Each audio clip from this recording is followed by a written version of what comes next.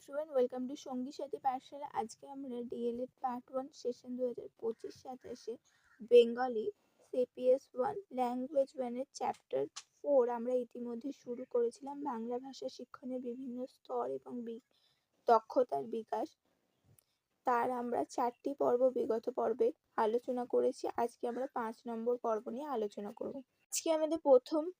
আজকে আমাদের 5 নম্বর পর্বের প্রথম প্রশ্ন হচ্ছে, কথন দক্ষতার ত্রুটি সমূহ আলোচনা করো।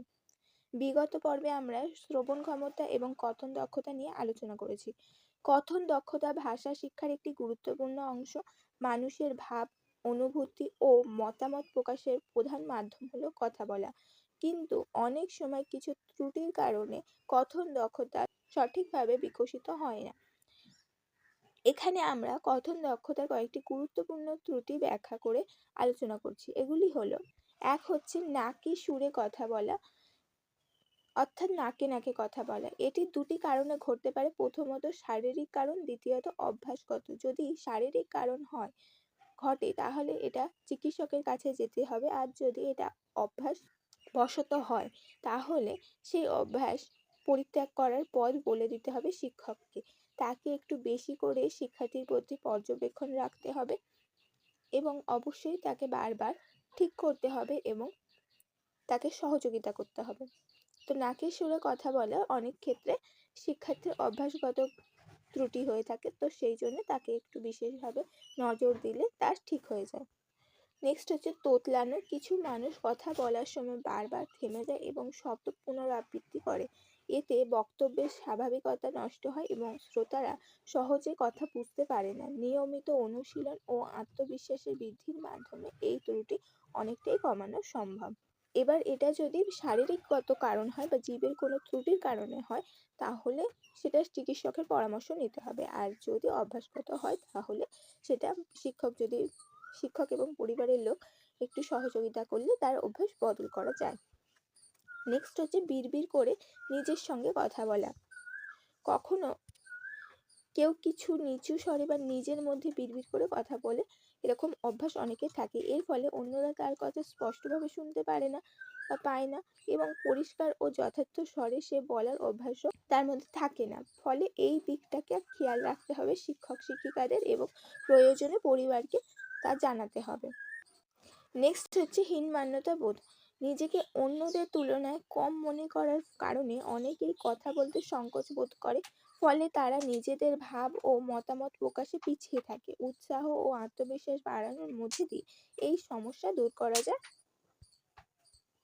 নেক্সট হচ্ছে লাজুক স্বভাব। অতিরিক্ত লাজুকতার কারণে শিক্ষার্থী জনসমক্ষে কথা বলতে ভয় পায়। এতে তাদের কথন দক্ষতার বিকাশে বাধাগ্রস্ত হয়। ধীরে ধীরে আলোচনা ও অংশগ্রহণের সুযোগ দিলে এই সমস্যা কমে যায়।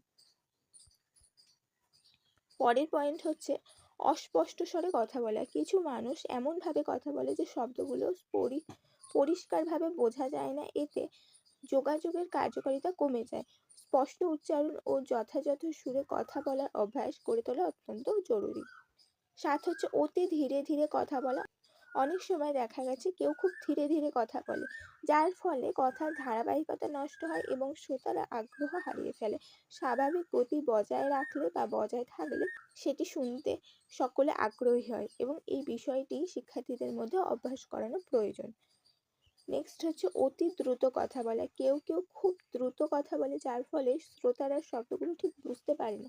এতে যোগাযোগের অসুবিধার সৃষ্টি হয়। তাই পরিমিত গতির মধ্যে দিয়ে কথা বলার অভ্যাস করানো উচিত। এরপরে হচ্ছে কিছু মুদ্রা দোষের ব্যবহার। কথা বলার সময় বারবার অপ্রয়োজনীয় শব্দ ব্যবহার করাকে মুদ্রা দোষ বলা হয়, যেমন মানে, এই, তো ইত্যাদি অতিমাত্রায় ব্যবহার। এতে বক্তব্যের সৌন্দর্য, স্বাভাবিকতা নষ্ট হয়।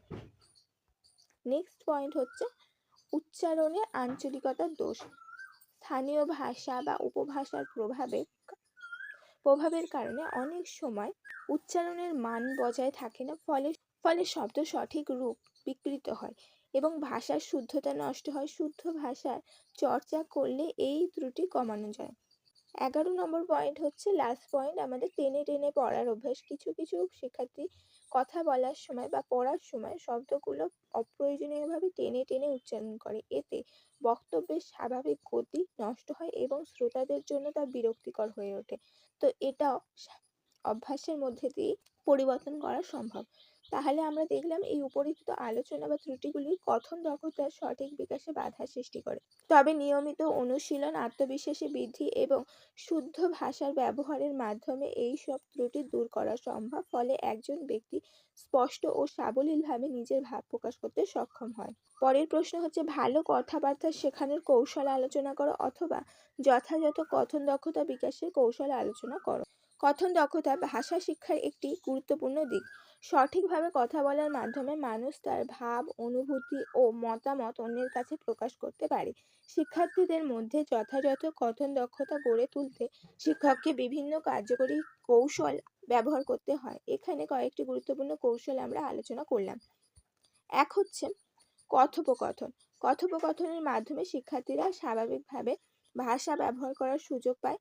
শিক্ষক বিভিন্ন বিষয় নিয়ে শিক্ষার্থীদের মধ্যে পারস্পরিক কথা বলার সুযোগ করে দিলে তারা সহজে নিজেদের ভাব প্রকাশ করতে শিখে এবং এতে তাদের আত্মবিশ্বাস বৃদ্ধি পায়। শিক্ষক শিক্ষার্থী, শিক্ষার্থী শিক্ষার্থীদের মধ্যে এই কথোপকথন বিষয়টি শিক্ষার্থীদের কথন দক্ষতা বিকাশে সাহায্য করে। ২ নম্বর পয়েন্ট হচ্ছে আলোচনা। কোনো নির্দিষ্ট বিষয় নিয়ে শ্রেণীকক্ষে আলোচনা করলে শিক্ষার্থীরা নিজেদের মতামত প্রকাশ করতে পারে। এতে তাদের চিন্তা শক্তি ও যুক্তি প্রদানের ক্ষমতা বৃদ্ধি পায়। পাশাপাশি অন্যের মতামত মনোযোগ দিয়ে শোনার অভ্যাসও গড়ে ওঠে। ৩ নম্বর পয়েন্ট হচ্ছে বক্তৃতা। শিক্ষার্থীদের ছোট ছোট বিষয়ে বক্তৃতা দেওয়ার সুযোগ দিলে তাদের জনসম্মুখে কথা বলার সাহস বাড়ে। এতে তারা সুসংগঠিতভাবে নিজেদের বক্তব্য উপস্থাপন করতে শিখে এবং কথন দক্ষতা উন্নত হয়। ৪ নম্বর পয়েন্ট হচ্ছে সরব পঠন। সরব পঠনের মাধ্যমে শিক্ষার্থীরা স্পষ্ট উচ্চারণ ও সঠিক স্বরে পড়ার অভ্যাস অর্জন করে। এতে শব্দের উচ্চারণ ও বাক্যের ছন্দ সম্পর্কে ধারণা তৈরি হয়, যা কথন দক্ষতা উন্নত করতে সহায়ক হয় এবং এতে যদি শিক্ষার্থীর মধ্যে কোনো ভুল ত্রুটি থাকে তাও অতি সহজে শিক্ষক দূর করতে পারেন। ৫ হচ্ছে আবৃত্তি।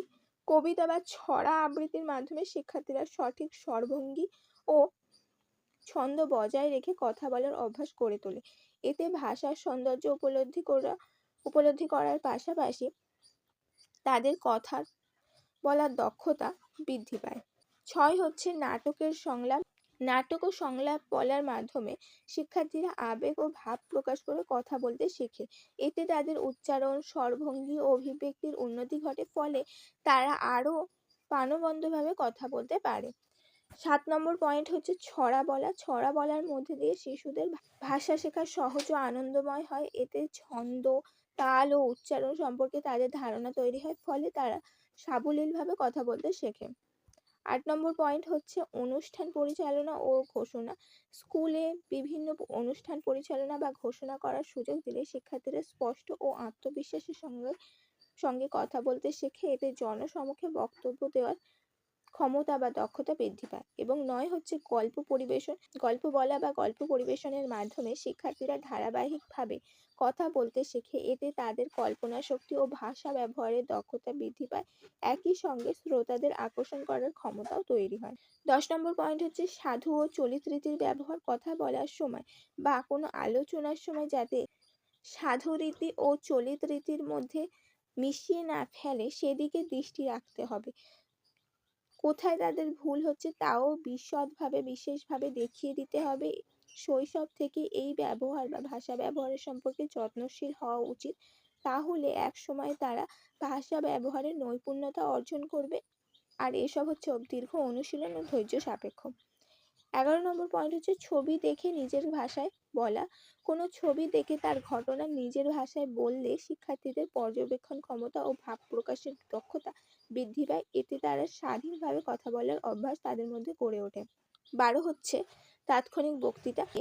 কোনো বিষয় হঠাৎ দিয়ে তাৎক্ষণিকভাবে বলতে বলে শিক্ষার্থীদের চিন্তা শক্তি ও দ্রুত ভাব প্রকাশের ক্ষমতা বৃদ্ধি পায়। এতে তারা আত্মবিশ্বাসের সঙ্গে সাবলীলভাবে কথা বলতে শেখে। এই কৌশলগুলির মধ্যে দিয়ে শিক্ষার্থীদের যথাযথ কথন দক্ষতা গড়ে তোলা সম্ভব। নিয়মিত অনুশীলন, সঠিক নির্দেশনার মাধ্যমে তারা স্পষ্ট, সাবলীল ও আত্মবিশ্বাসের সঙ্গে কথা বলতে সক্ষম হয়।